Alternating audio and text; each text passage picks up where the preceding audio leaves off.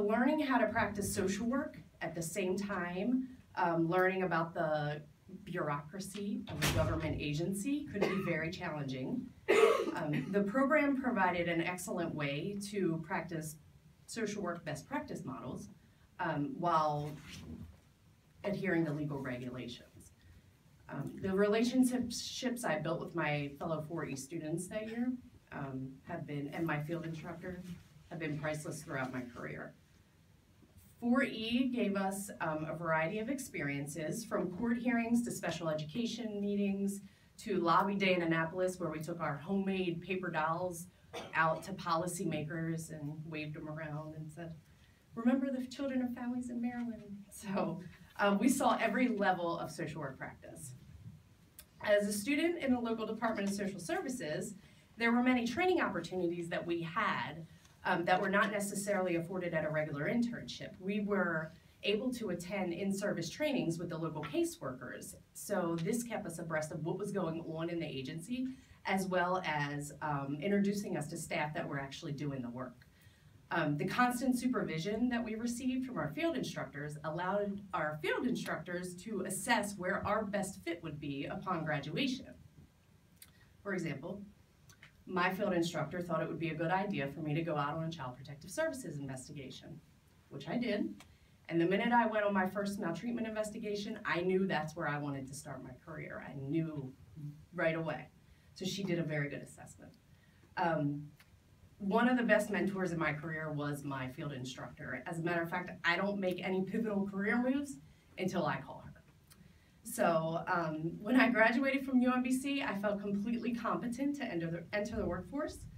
I was placed in Child Protective Services in Baltimore City, and I spent my career there until this past October I moved on. I'll get to that though. So about 2 years after being a caseworker, I decided that I would apply to the Department of Human Resources Excellence in Child Welfare Supervision Program. This is also a federally funded program. And I decided that it sounded like a good program. It was much like 4E, and I was pregnant with my first child, but it was just too good of an opportunity to pass up. So I was accepted, and this program specifically focused on building up child welfare supervisors. At this time in my career, I wasn't exactly sure that I wanted to be a supervisor, but it wasn't off the table for me. The program required that I have a field placement in an administrative setting, along with curriculum in graduate school that concentrated on management. Along with these two things were monthly supervision seminars. So I was in supervision seminars with other child welfare supervisors across the state, even though I was a student. And the classwork centered around community organizing, but my internship was a place to learn the ropes of leadership.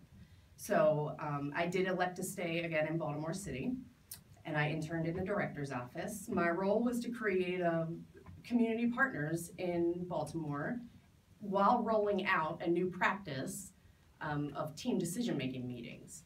So this is where I learned about being an agent of change. I was a CPS worker once a week, and I was an administrative intern the rest of the week. And my instructor was a very passionate child welfare professional. She had been there a long time. And rolling out a practice change in a large agency was no easy feat. We were slowly able to implement this practice change, but I can remember sitting with my liaison and complaining about the challenges of, staff was just so resistant to this change, and she was able to coach me to see the process and have faith in the process and stay committed, and that was the key. At the monthly seminars, I was able to connect with supervisors, and I learned a lot about supervision before I ever became a supervisor. Much like my undergraduate experience, I felt very prepared upon graduation. I was able to create my own toolbox of knowledge for the work that was ahead of me. More importantly, I was able to form relationships with mentors at the school and colleagues around the state to support me in my career. I graduated in the spring, and by the fall, I was made a supervisor.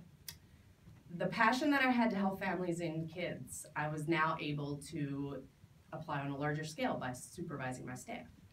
I was able to use the tools that were taught to me, like coaching, self-care, and my very favorite and most important one, self-awareness. And for the next 7 years, I supervised investigations. Now, I'm pretty sure, even though I felt prepared upon graduation, there was no way to determine what the challenges were going to be ahead of me. But I was learning how to be a leader. I used the contacts and relationships that I had made in the 4E program as well as the graduate program on a regular basis, whether it was a challenging staff person or a critical case decision. I learned to use my support network. And I've been blessed with great supervision, and I wanted to be able to give that back to my staff.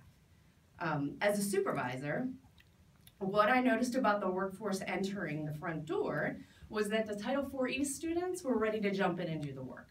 They had already experienced home visits and face-to-face contact with clients, and which can be daunting anyway when you come into the field of social work, especially in a public child welfare agency. Most importantly, they already had a network of individuals that were supporting them in their career. So I have found that they were much more likely to stay after they paid their time back. Many social workers don't stay in child welfare because they didn't know what to expect when they got into the field, and they don't have the meaningful professional relationships to sustain them. They don't come into this field expecting to make a lot of money or get a lot of accolades for the great work that they do with families. It's a grueling job, and I believe we save the lives of children every single day, and I believe we improve the lives of families every single day. To stay in child welfare, you have to have a sense of community with your colleagues, mentors in the field, and a leadership that supports you as a professional. The Title IV program fostered a passion for the work, and that gave me the ability to foster that passion in my staff. Recently, I moved on from Baltimore City DSS this past October. Very bittersweet. I spent just shy of 14 years there, if y'all did the math. I moved to the Maryland Department of Human Resources. DHR is in Maryland, oversees all the local 24 jurisdictions in the state. And I'm now working on policies and practices that are implemented statewide and practiced by thousands of social workers across Maryland. DHR is committed to ensuring that we have a competent and sustainable child welfare workforce. Myself and some of my colleagues at DHR have become coaches for newly hired supervisors. So this is an awesome experience for coaches and the coachees. I love to watch new supervisors grow in their role and lead their staff. And we support the supervisors because our work with them is mirrored in their work with their staff, and their staff are servicing our clients. So it's a parallel process.